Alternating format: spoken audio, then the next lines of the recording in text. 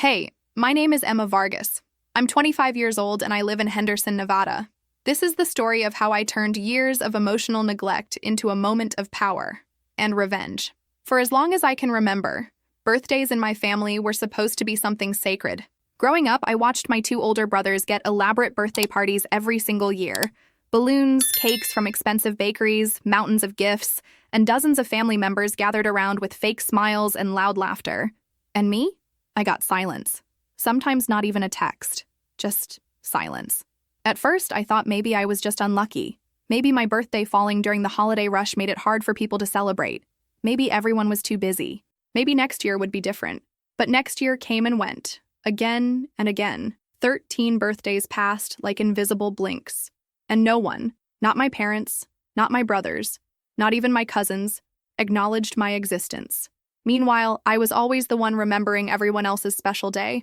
I made the cakes, I organized the gifts, I sent the reminders in the family group chat that no one ever responded to when I brought myself up. Before I go deeper into this story, tell me in the comments, what's your name and where are you listening from? I want to know who's here with me, who's brave enough to hear the truth I was too scared to say out loud for so many years. Because what I'm about to share isn't easy. It's raw, real, and personal. But maybe, just maybe, it will give someone else the strength to finally choose themselves. And if you're still with me, don't forget to like this video and subscribe, because this story is about to turn in a way you won't see coming. I think the moment I truly felt the sting of being invisible was on my 18th birthday. It was supposed to be a milestone. I had just gotten accepted into college with a partial scholarship, and I was so proud of myself. I came home from school thinking there'd at least be a slice of cake, or even just a card. But instead, I walked in to see my family throwing a surprise party for my brother, whose birthday had been 2 weeks earlier. They had waited until everyone was available. I stood there holding a gift I had bought myself, still wrapped in shiny pink paper. I didn't even get a happy birthday. That day I locked myself in my room and cried until my voice was gone, and no one noticed. Over the years, I learned to expect nothing. I started treating my birthdays like any other day. I would go to work, maybe grab a slice of pizza, scroll through my phone pretending the silence didn't bother me. I smiled through the pain because that was what I had been taught to do. Never make anyone uncomfortable, never ask for too much. But deep inside, I was keeping score. By the time I turned 24, I had a stable job at a real estate office, a small apartment, and enough savings to do something different. I didn't know what yet. I just knew that I wanted something, anything that didn't feel like being ignored. That year, my birthday came and went once again, unnoticed. My mother texted me 3 days later to ask if I could dog sit for my aunt. My dad liked a Facebook post I made about a house I had listed. My brothers didn't say a word. That was the moment something shifted. I felt this cold, electric determination spread through my body like a fuse being lit. I was done waiting for people to care. So I started planning something big, bigger than anything I had ever done. I opened a secret savings account. I canceled my vacation plans for the year. I picked up freelance work after hours, sacrificed weekends, even sold some furniture I didn't care about anymore. Slowly, methodically, I gathered exactly $40,000 over the next 12 months. It was my revenge fund, even if I didn't call it that at the time. And then, the big day approached. My 25th birthday. A quarter of a century. I was going to do something unforgettable. Not for them, but for me. It started with a reservation. I booked a suite at the Bellagio in Las Vegas for 3 nights overlooking the fountains. I hired a professional stylist to revamp my look completely. Hair, makeup, wardrobe, the works.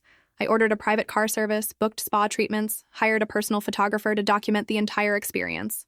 I bought myself a diamond necklace I had been dreaming of for years and had it engraved with one word, worthy. But I wasn't done. On the morning of my birthday, I posted a carousel on Instagram. It started with a caption, 25 today. After a lifetime of being forgotten, I finally remembered myself. The pictures showed me smiling in front of the Bellagio fountain, holding a champagne glass, walking through the suite in a red velvet dress, laughing like the girl I had locked away for years. I looked like someone who had never once been made to feel like an afterthought. Then came the message. To my family. This year I didn't need your texts. I didn't need your fake wishes. I needed silence. And I got it. That silence gave me the space to celebrate myself. Finally. The way I always deserved. This birthday cost me $40,000. And every penny was worth it. I ended the post with a screenshot. It was the block confirmation screen on my phone, one by one. Mom, Dad, Brother 1, Brother 2, aunts, cousins, all gone. and I hit post. The reaction was instant. My DMs blew up. Friends I hadn't spoken to in months reached out in shock, some offering support, others asking if I was okay. But I was more than okay. For the first time, I had taken control. The silence that used to haunt me had become the sword I used to cut the last thread connecting me to a lifetime of emotional neglect. And you know what the strangest part was? I didn't feel guilty. I didn't feel empty. I didn't feel like I had lost anything. I felt free. Because when you spend your whole life begging for crumbs of affection, even the smallest act of self-love feels like a revolution. And this birthday? It was nothing short of revolutionary. The morning after my Instagram post, I woke up in that luxurious hotel suite, sunlight filtering through the massive windows, casting golden streaks across the crisp white bedding. There was a strange stillness in the air, a peaceful quiet that I wasn't used to. It wasn't the same kind of silence that used to eat at me year after year. This one felt earned, like a pause after a storm. I lay there for a moment, wrapped in the softness of the sheets and the satisfaction of having taken back something that was always mine, my own worth. But it didn't take long for the messages to find me. Even though I had blocked my entire family, word traveled fast, as it always did in circles bound by gossip and obligation. My old high school friend Tasha texted me, "Girl, your aunt's having a meltdown on Facebook. Said you humiliated the family." Another message from a college classmate read, "Is everything okay? Your mom commented on your cousin's post saying you're going through a phase and that they're praying for your healing." I laughed. Not because it was funny, but because it was ridiculous how predictable they all were. No apology, no acknowledgement of years of neglect. Just more of the same gaslighting, twisted into public displays of concern meant to make me look unhinged and them look saintly. Still, I couldn't ignore the tiny, gnawing feeling that maybe I had pushed too far. Maybe I could have handled things differently. But then I remembered that birthday when I was 10, standing in the backyard watching my brothers open gifts from relatives while I stood there holding a crayon drawing I had made for myself. No one asked what I wanted that year. No one noticed I hadn't even gotten a slice of cake. No, I hadn't pushed too far. I had finally pushed back. That night, I attended a gala hosted at a rooftop venue overlooking the Strip. It was an event for young professionals in real estate, and I had been invited months earlier but never planned to go. But now, dressed in a custom emerald green gown, hair in soft waves, heels clicking across marble tiles, I walked in like I belonged there. Because I did. It wasn't long before people started noticing me, not because I was loud or trying to draw attention, but because something had changed in my energy. I was no longer shrinking. I wasn't carrying the invisible weight of trying to be enough for people who had already decided I wasn't. That's where I met someone who would become a turning point in this whole journey, Alec Monroe. He was one of the speakers that night, a partner at a major firm based in Los Angeles, originally from Henderson, which gave us an instant connection. He approached me after his talk, complimented my necklace, and asked what had brought me to the gala. I told him, smiling, "A celebration. I'm turning 25 and decided to give myself the kind of birthday I always deserved." There was something in the way he looked at me after that. Respect, maybe, or recognition. We talked for nearly 2 hours. He listened without interrupting. When I told him a version of my story, carefully stripped of names and details, he said something I hadn't expected. That kind of silence from people who claim to love you? That's abuse in disguise. Don't let anyone dress it up as tradition or personality. It's emotional starvation. His words stayed with me, not because I hadn't heard versions of them before, but because this time, I believed them. Alec gave me his card and told me if I ever wanted to work on bigger projects, to reach out. But more than the offer, it was the validation that I carried with me into the next few days. Back in Henderson, I returned to my apartment with a renewed sense of purpose. Blocking my family hadn't created an empty hole. It had cleared space, and I was determined to fill that space with something better. But Henderson was small, too small. Word traveled fast. A week after my birthday, I walked into the office to find my manager, Greg, standing at my desk with a strange look on his face. "Emma," he said, "I need to ask, is everything okay at home? I got a call from someone claiming to be your cousin. She said you were spiraling and that she was concerned for your mental health." I stood there, stunned. Of all the tactics they could have used, smearing my name at work was not one I saw coming. My hands clenched at my sides. I wanted to scream. Instead, I inhaled slowly, looked Greg in the eye, and said, "My family has a long history of minimizing me. I recently set a boundary. They didn't like it. But I'm not spiraling. I'm evolving." Greg nodded. To his credit, he didn't press further. But I knew the damage had been done. Even if only a seed of doubt had been planted, it would take root if I didn't stay one step ahead. I decided to finally call Alec. He answered on the third ring. "Emma," he said warmly. "I was hoping you'd call." We met at a small bistro in downtown Las Vegas the next evening. Over dinner, I explained what had happened, how my family had started spreading rumors, trying to ruin my reputation out of spite. Alec listened again, with that same calm intensity. Then he leaned forward and said, "You've spent your whole life giving them power. It's time to take it back permanently." "What does that even look like?" I asked. "It looks like building something so solid for yourself they can't touch it. Reputation, career, confidence, wealth. If you fortify your world, their words become whispers in the wind." That night, I didn't sleep. My mind was racing. For the first time, I wasn't just thinking about healing. I was thinking about legacy, about power, about what I wanted to become, not just what I wanted to move on from. In the days that followed, I doubled down on my work. I rebranded my social media, took new professional headshots, updated my resume, started a blog about real estate tips and emotional growth, which gained unexpected traction. I was no longer the invisible daughter. I was becoming someone people looked up to. Not because I had asked for it, but because I had earned it. But the final blow from my family hadn't landed yet. 2 weeks later, I received a certified letter in the mail. It was from my mother. Inside was a 4-page handwritten letter filled with passive-aggressive apologies, twisted memories, and a chilling final paragraph. "Despite everything, we still pray for you. But you've changed, Emma. You're not the sweet girl we raised. You've become cold.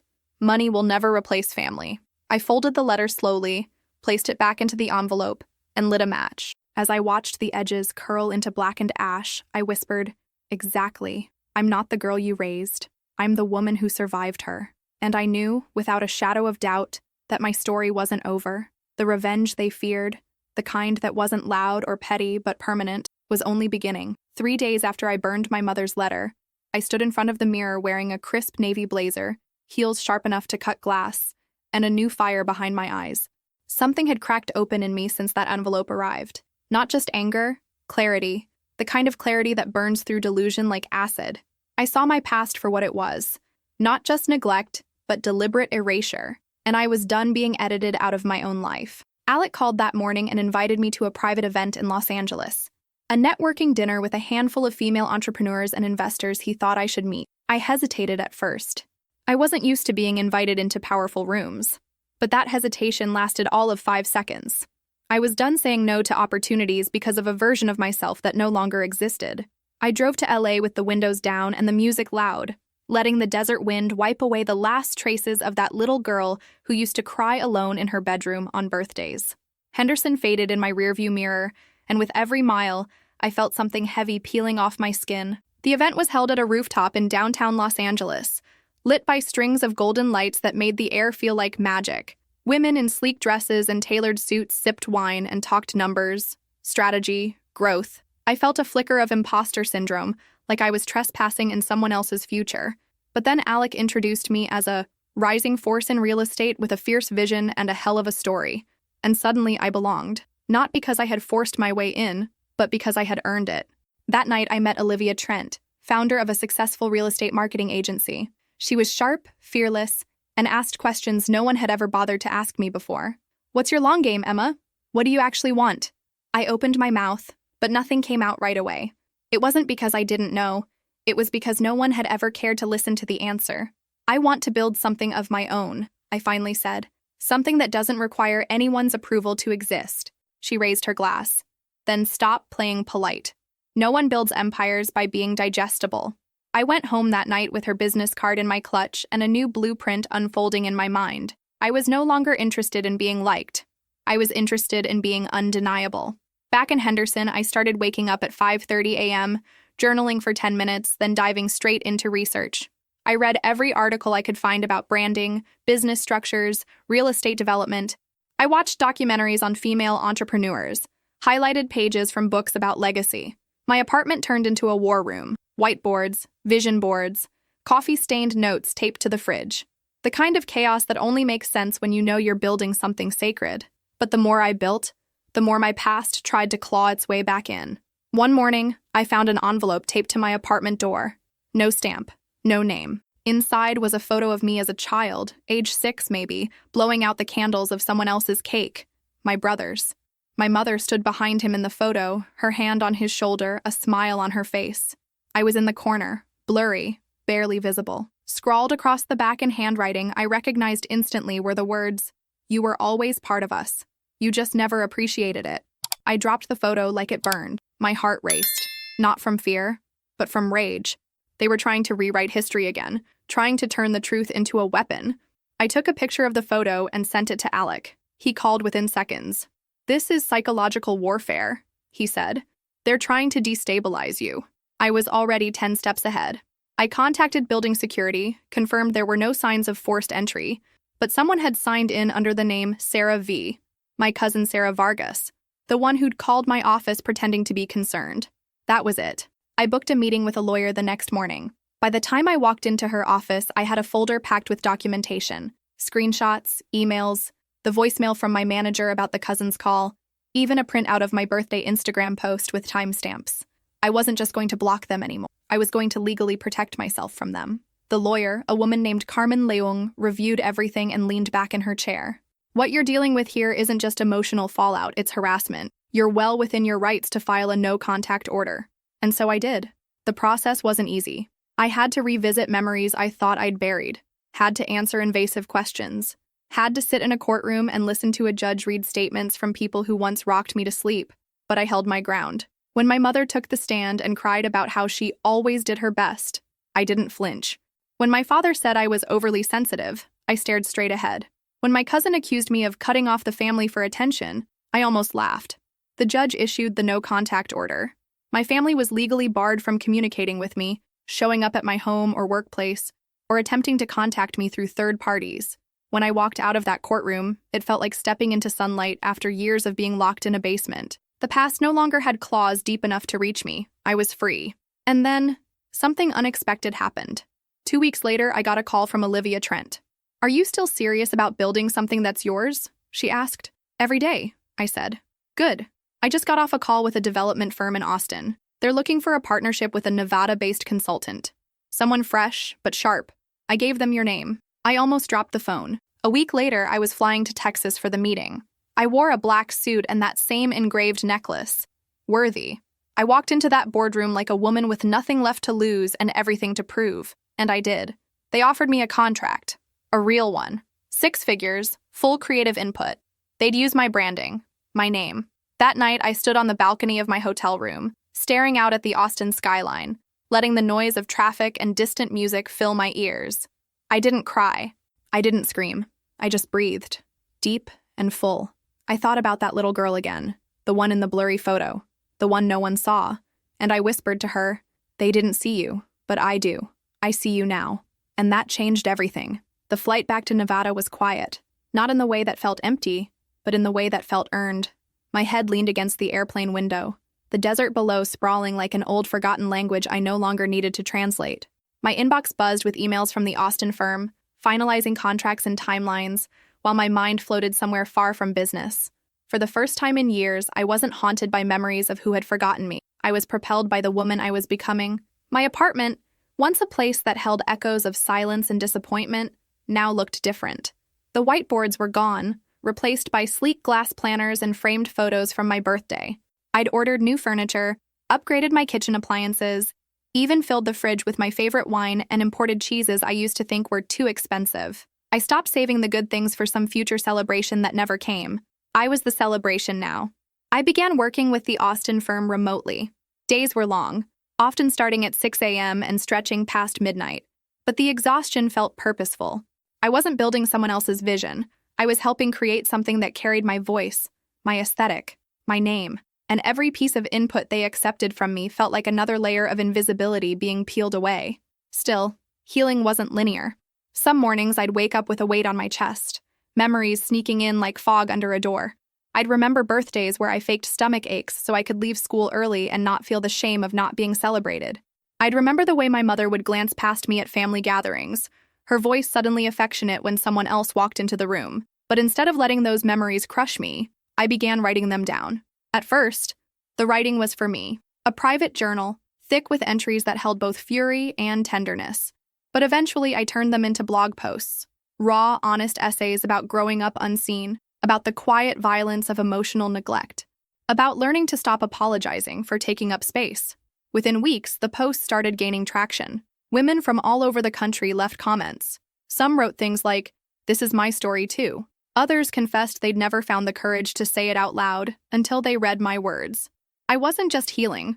I was giving language to others who had been silenced too.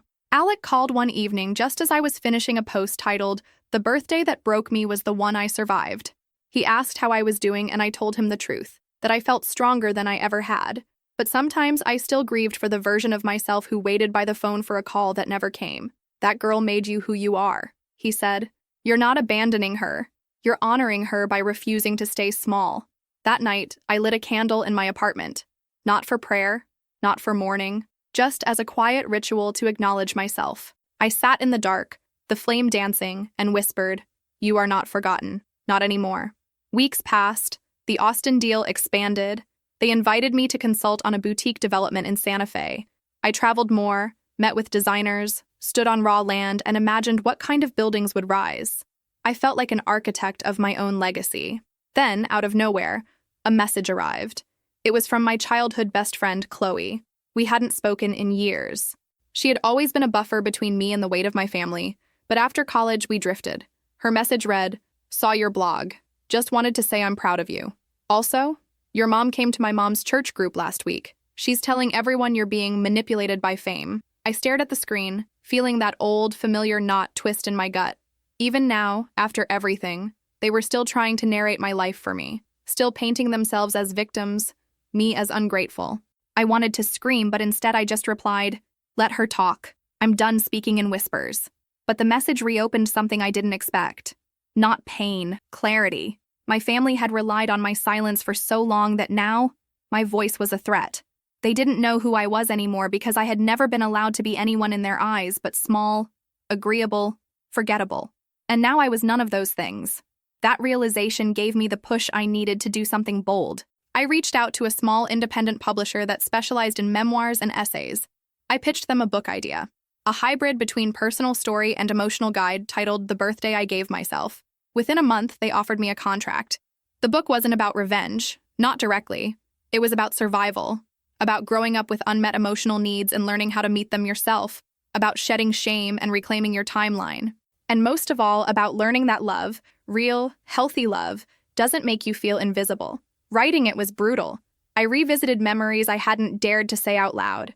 The time I broke my arm and no one showed up at the hospital until after I'd already been discharged. The Christmas I sat at the kids' table alone while everyone else toasted in the dining room. The voicemail from my brother calling me dramatic after I posted online that I'd spent my birthday alone. But the more I wrote, the lighter I felt. Not because the memories lost their sting, but because I stopped carrying them in silence. The book's release date was scheduled for next spring, and the publisher wanted to launch it with a small press tour. They asked if I had any preference for where the tour would begin. Without hesitation, I said, "Nevada." I wanted to start in the place where the pain was born, not to relive it, but to walk into it with power. To take back the streets, the sidewalks, the coffee shops where I once felt invisible. When the publisher announced the book on their official site, I received hundreds of messages. Strangers, readers, survivors, people who said things like, "I finally feel seen," and "Your story helped me leave a toxic home." But there was one message that caught me off guard. It was from a woman named Isabel Vargas, my cousin, the only family member who had never directly attacked me, but also never defended me. Her message was simple. "I don't know if you'll even read this. I just wanted to say I see you now. I'm sorry I stayed quiet. You deserved better. You still do." I didn't know how to respond, so I didn't. Not yet. But I bookmarked the message. Not as a sign of forgiveness, but as a reminder that even in a forest of silence, one voice can find its way through. I continued working, writing, traveling. I started a podcast with Olivia, interviewing other women who had broken cycles. I launched a mentorship program for young professionals in real estate who didn't come from legacy families or easy beginnings. I poured into others what I had spent years searching for. And on the eve of my 26th birthday, I stood in front of a mirror again. But this time, I didn't see the girl waiting to be remembered. I saw the woman who remembered herself. The morning of my 26th birthday arrived not with chaos or disappointment, but with silence. The kind that finally felt like peace. No half-hearted text messages. No social media comments from relatives pretending we were close. Just my alarm clock buzzing at 6:30 a.m., the desert sun seeping through the blinds, and a single note I had left for myself taped to the mirror. "You are no longer waiting for someone to celebrate you.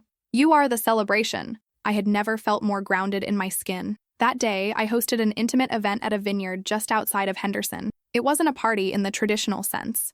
There were no banners, no cake, no forced small talk. Just a table set under olive trees, string lights swaying gently above, and a guest list made of people who had chosen to love me the way I always needed to be loved, clearly, intentionally, without condition. Alec flew in from Los Angeles. Olivia brought her assistant and a bottle of champagne older than me. A few of my mentees came in from different cities, all dressed with pride in their eyes, like they'd been waiting to watch me shine in person. As the sun dipped below the mountains, casting warm golden light across the tables, someone stood to make a toast. It was Alec. He didn't raise his glass right away. He looked at me instead. I've watched this woman rebuild herself from dust and silence, not into a version someone else told her to be, but into someone terrifyingly, beautifully true. And if you've read a single page of her book, you know what I mean when I say that her story is not about birthdays. It's about rebirth. Emma, you didn't just survive your past, you redesigned it. I hadn't planned to cry, but I did. Not because his words hurt, but because they felt like a balm on scars I hadn't realized were still healing. After the toast, as the sky turned indigo and the music drifted softly in the background, I stepped away from the table for a moment. I wandered down a gravel path lined with cypress trees, the air cool and fragrant with rosemary. I needed a moment to be alone with the silence again, this time not because I was hiding, but because I wanted to savor it. And then I saw the car, a silver sedan parked halfway down the hill, far from the main lot. It wasn't one of the cars listed on the valet sheet. My breath caught. For a second, I thought maybe I was being paranoid. Maybe it was a delivery driver or someone who had made a wrong turn. But when the door opened and a figure stepped out, my stomach dropped. It was my mother. She wore a long beige coat, her hair swept back tightly, her expression unreadable. She didn't walk toward me. She just stood there, clutching something in her hand. I froze, heart pounding in my chest. I hadn't seen her in nearly 2 years, not in person, not face to face. And here she was, uninvited, standing at the edge of something sacred. I could have walked away, called security, escalated it into a scene, but I didn't. I took a slow step forward. She held out the object in her hand, a book, my book, the advance copy that had been sent to press, the one with my picture on the back and my story on every page. Her hands trembled slightly as she extended it toward me. I read it, she said. Her voice was quieter than I remembered, older, as if time had settled heavily on her shoulders. I didn't take the book from her. I crossed my arms instead. And? I asked. I didn't know, she said. Or maybe I did, and I didn't want to admit it. A cold breeze moved through the trees. Somewhere in the distance, laughter from my table floated up the hill like a reminder of the life I had created, without her. You knew, I replied. You just didn't care. Her face flinched like the words had slapped her. She clutched the book tighter. I didn't come to make a scene, she said.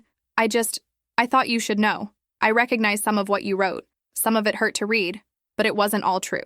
There's your problem, I said. You still think truth is a matter of perspective. We stood there, 2 women connected by blood but not by love, wrapped in a silence that had defined our relationship for far too long. She finally looked down, then back up at me. I'm sorry. The words were fragile, thin, almost weightless. Like they could break apart if said too loudly. I didn't say anything. I wasn't sure I believed her. I wasn't sure I even needed to. I've started therapy, she added. Not because of you, but because I realized I raised a daughter who doesn't want me in her life, and that means something is broken in me too. I felt a shift then, not forgiveness, but maybe release. Like a knot had finally loosened, not because she had untied it, but because I had stopped gripping it so tightly. I hope it helps, I said, and I meant it. She nodded. Then, almost hesitantly, she stepped forward, placed the book on a nearby bench, and turned back to her car. She didn't hug me. She didn't ask to join the dinner. She simply left, and I let her. When I returned to the table, no one asked where I had gone. They didn't need to. I sat down, took a sip of champagne, and let the moment pass through me like breath. Later that night, after everyone had gone and the vineyard had gone quiet, I walked back to that bench and picked up the book. I opened it to the dedication page, to the girl who spent her birthdays in silence. This voice is yours. And for the first time, I truly believed it. The next morning, a message was waiting in my inbox, from my publisher. The birthday I gave myself had hit the bestseller list overnight. I stared at the email, blinking back tears. Not because I wanted the validation, but because it meant the story mattered. That someone out there, maybe sitting alone on their birthday, would read it and realize they weren't crazy, or dramatic, or broken. They were just unheard. and now they had a voice.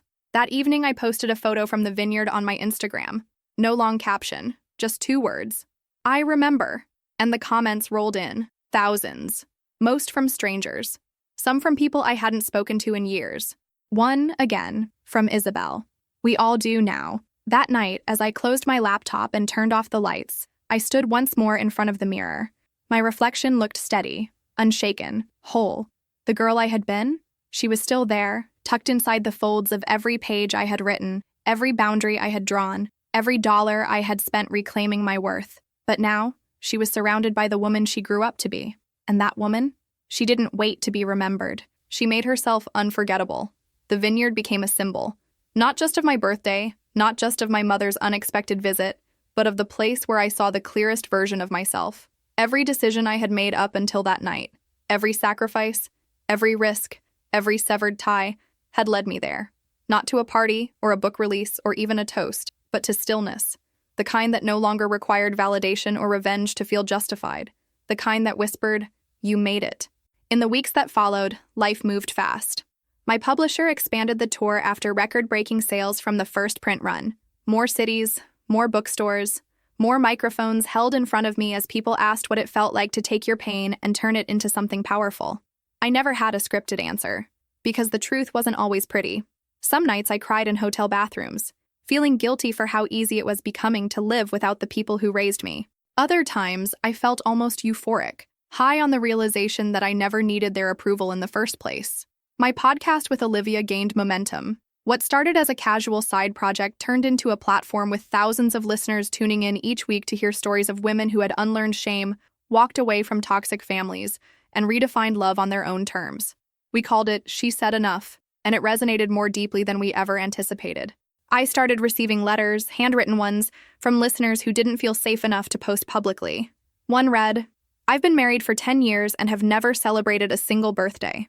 Thank you for reminding me that I matter too." I carried those words with me like sacred artifacts. But even as success bloomed around me, there was one piece left unturned. My father. He had stayed silent through it all. No letters, no phone calls, not even a secondhand message from extended family. For a while, I convinced myself I didn't care, that his silence was a favor.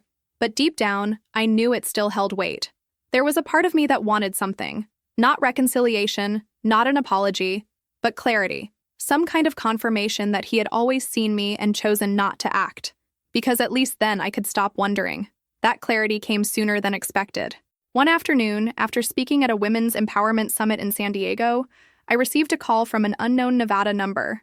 I usually let those go to voicemail, but something nudged me to answer.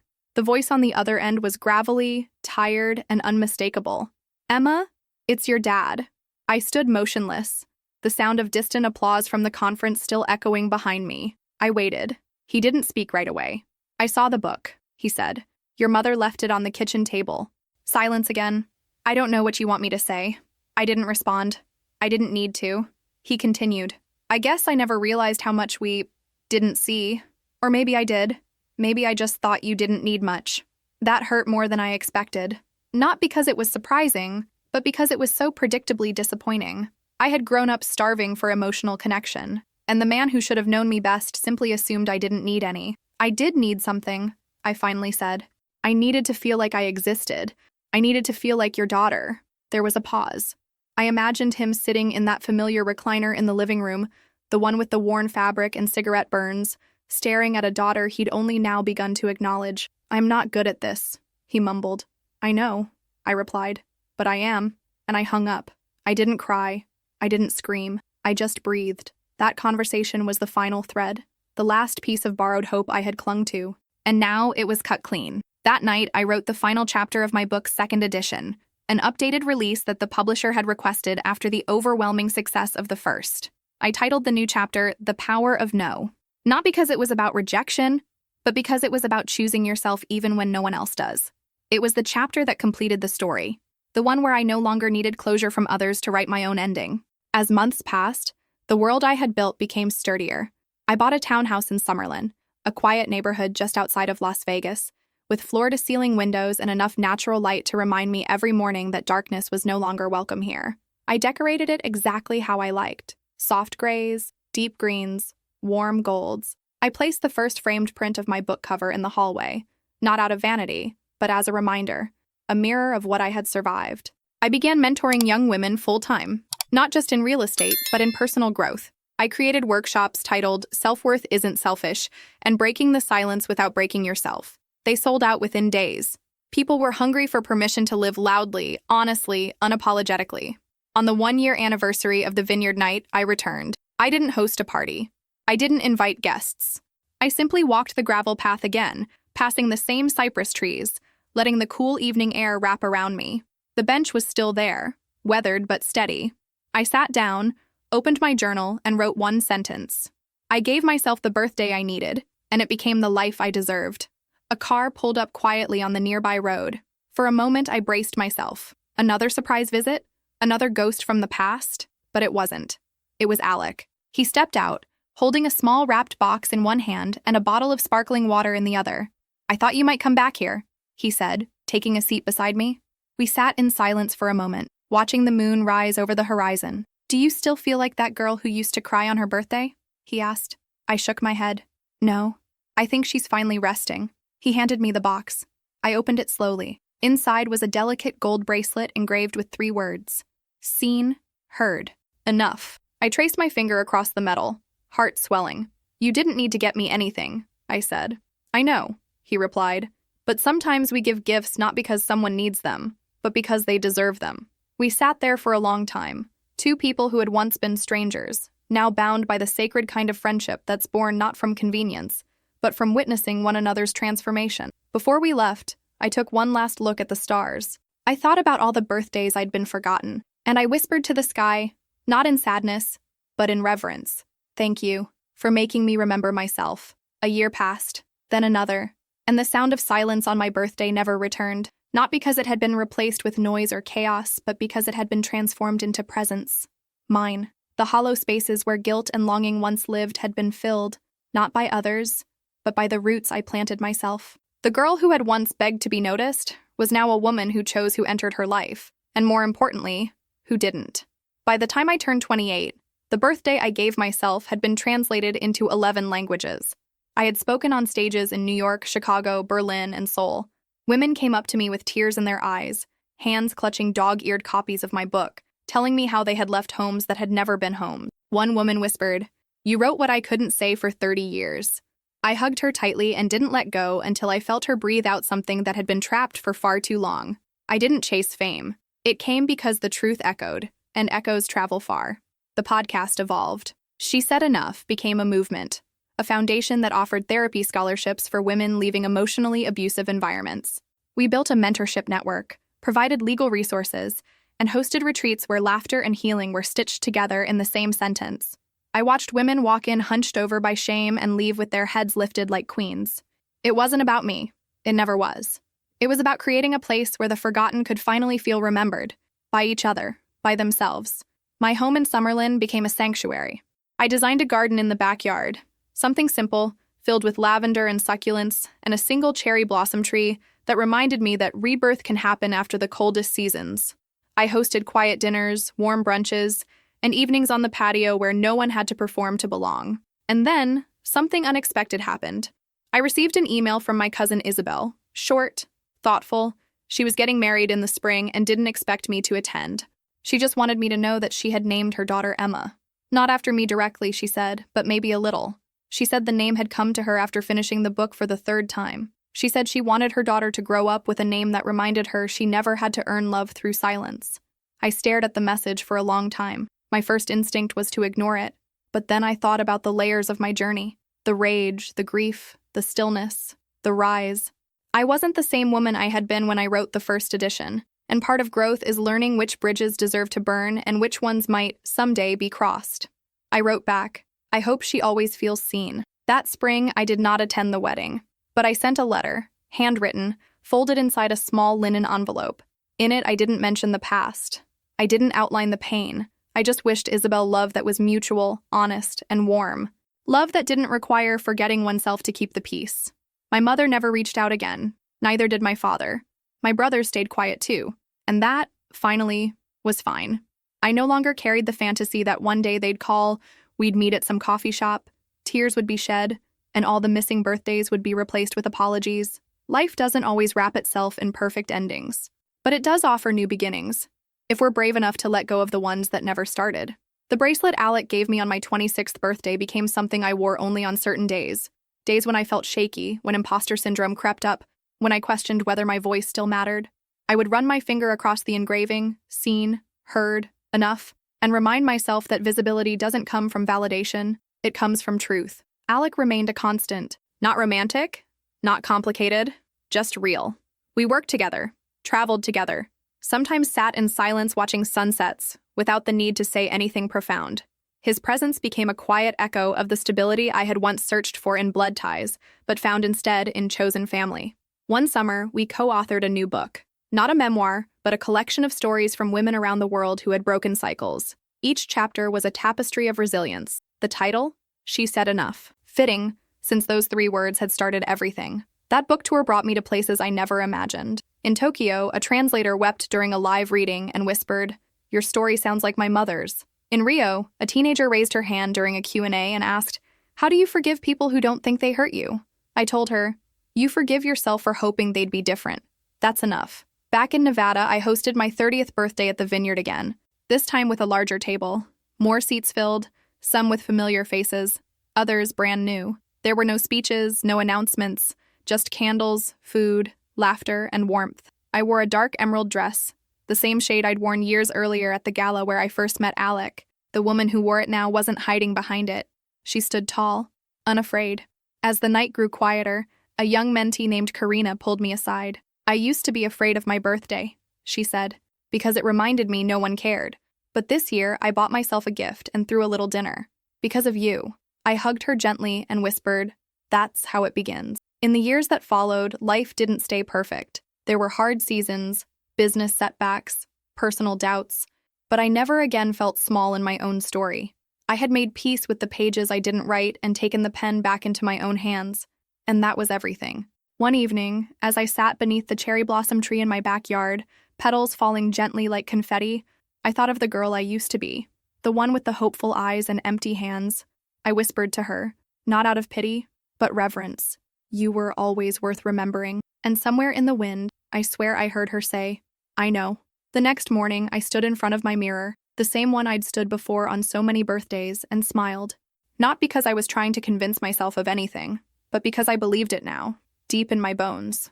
I was never forgotten. I was just waiting to remember myself, and I had. Have you ever felt invisible in your own family? Like your presence never really mattered? If my story touched something in you, leave a comment and tell me how you found the strength to break free. Like and subscribe if you believe that every woman deserves to be seen, heard, and loved on her own terms. Share this with someone who needs a reminder that it's never too late to choose yourself. Thank you for listening to my story. And remember, sometimes walking away isn't weakness. It's the first step toward finally being whole.